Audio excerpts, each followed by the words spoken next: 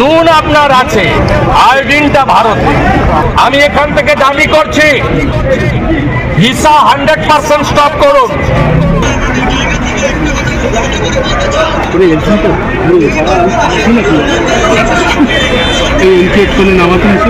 এই নাবালক যারা মন্ত্রীর পদমর্যাদায়, তাদের এই ধরনের ভারত বিরোধী কথা বলা বন্ধ করুন।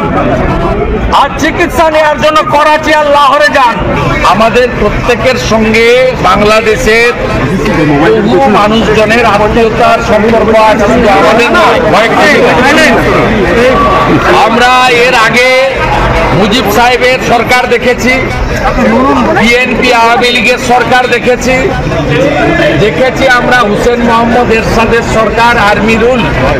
কিন্তু এই ধরনের ভারত বিদ্বেষী কথাবার্তা, ভারত বিদ্বেষী আচরণ, এই রকমের হিন্দু নিধন, হিন্দুদের আস্থার জায়গা মন্দিরকে টার্গেট করা, এইভাবে হিন্দু সনাতনী প্রচারক প্রভুদেরকে মিথ্যা মামলায় জেলে করা, এই জিনিস আমরা বিগত দিনে দেখিনি।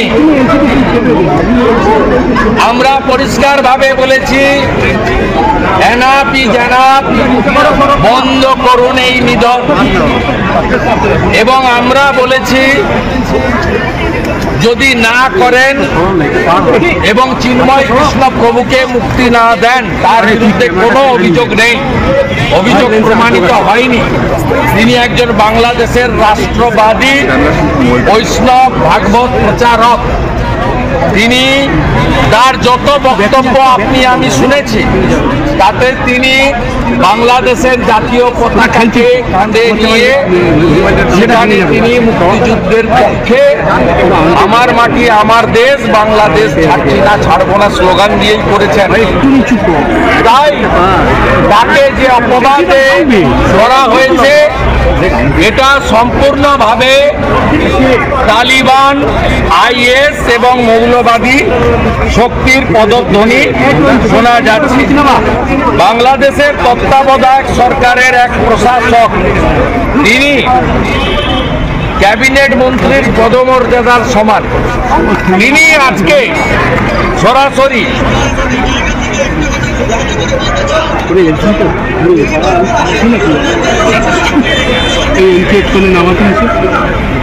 দেখতেই পাচ্ছি।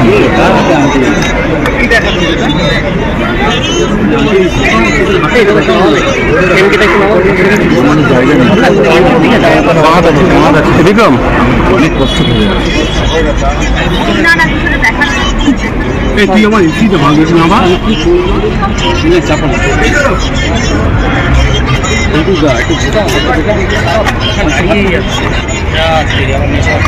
দেখুন, একজন দেশে প্রশাসক জায়গা নেই, কোথায় না তার দেশে কি হবে আমাদের জানারও দরকার নেই।